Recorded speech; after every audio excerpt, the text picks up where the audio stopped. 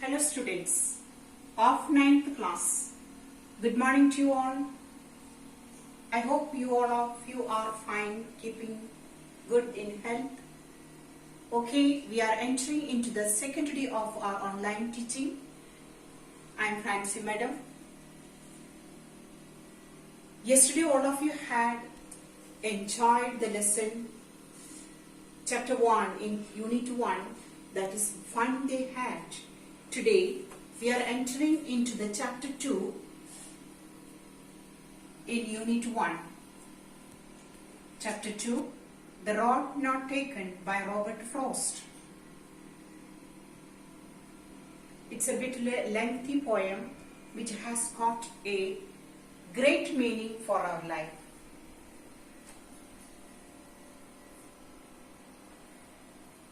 Before we get into the central idea of the poem, we shall have the rhyme scheme of the poem. You are not familiar with the rhyme scheme, how to find it. Therefore, I am going to explain it with the 5 lines, that is the first stanza of the poem. All of you have a look here. The first word in the first line for the rhyme scheme is wood. So let us consider this word, rhyming word, as a category. And then we find again a new word that is both. It doesn't rhyme with wood. Therefore, this word is considered into the group of B. So we have now A and B. So let us move to the third line for the rhyme scheme. The word stood is being underlined here. So that comes to the A category, since this word rhymes with the first line, the first word, wood. So we have the rhyme scheme A, B, A. Again we have to look at the fourth line, the last word, rhyming word, could. This is rhyming with stood and also rhyming with wood. Therefore, it comes under the category of A. And see, the last line of this stanza follows with the word undergrowth. See, this is not rhyming with this word or this word, but it is rhyming with the second category that belongs to B. So this is termed as B. So the whole poem rhyme scheme is A, B, A, A, B. I hope all of you understood how to find the rhyming scheme and make it into a rhyme scheme. Before we enter again into the central idea of the entire poem, let us have a look at the poetic devices the poet has used here. He has taken metaphor here, anaphora, personification, antithesis, alliteration.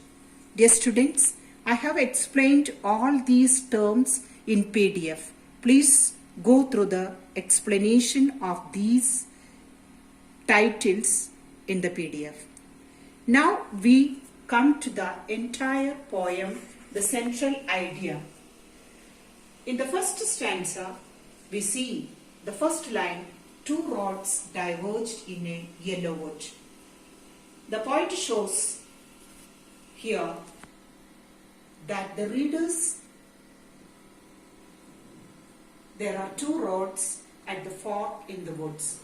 He says that there are two roads at the fork in the wood. He also shows regret for not being able to travel both the roads at the same time. Dear students, we know in the forest what it happens. We can see the seasons changing. The trees in the season, autumn season, the trees are shedding their leaves. Before shedding the leaves, they get into the yellow color. The leaves get into the yellow color and they shed their leaves. By setting the poem in the woods in autumn, Frost creates a sense of silence and a tone of melancholy. What do you mean by melancholy? A gloomy state of mind, dear students. We all used to experience that feeling in our day-to-day life. So let us get into the next line of the poem. And looked down one as far as I could, to where it bent in the undergrowth. The poet looked down one of the roads as far as his vision could reach. He could see only as far as the path, a bent at the thick underneath and undergrowth. At this point, let us think about the metaphorical meaning of the poem. Here we see the metaphorical meaning of the poem. Let us assume means think, the road represents, let us imagine that the road represents decisions we make and the fork represents the choices we have in life and the undergrowth uncertainties in life. When we look at the fourth line, the poet makes his decision. Since both the paths seem to be similar, he will take the other. He says, both the roads are equally good, so the choice may be also equally good. Then we go further into the other lines. Here, and both that morning equally lay, in leaves no step had trodden black. Oh, I kept the first one another day. The poet seems to be regretting his decision already. The sentence is emphatic as it starts with "oh" and ends with an exclamation.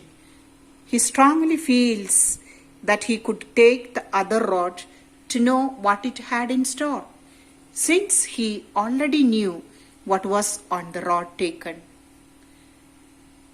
Metaphorically in life, we rethink about our choices, isn't it, students? But it is not easy to revert back the clock, as time and tide waits for none. All of us know that. Let us see the other two lines. Yet knowing how way leads on to way, I doubted if I could ever come back.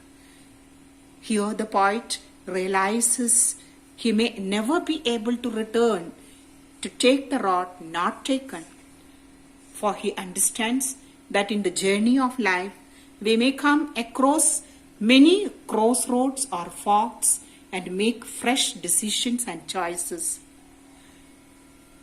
And next two lines, I shall be telling this with a sigh, somewhere ages and ages hence.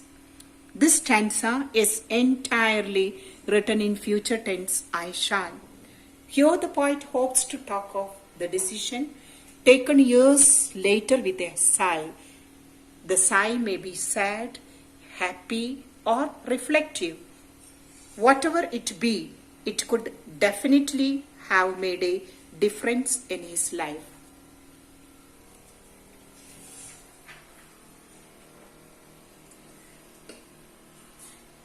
The last two lines. I took the one less travelled by, and that has made all the difference.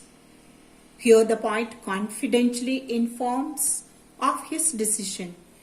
He had dared to take the road that may fear to tread. This is an indication that the poet was adventurous and of course independent thought. However, the concluding lines give us a feeling that the choice he took has definitely made a significant impact in his life. So by concluding, we have little message from this poem. Let us have the close look at this one. Conclusion. Life is a challenge. We have to make right choice. We need to have the courage to face it. So this is the learning point of this lesson. So we conclude our lesson here. And tomorrow again we will meet with another lesson Bye then. Goodbye.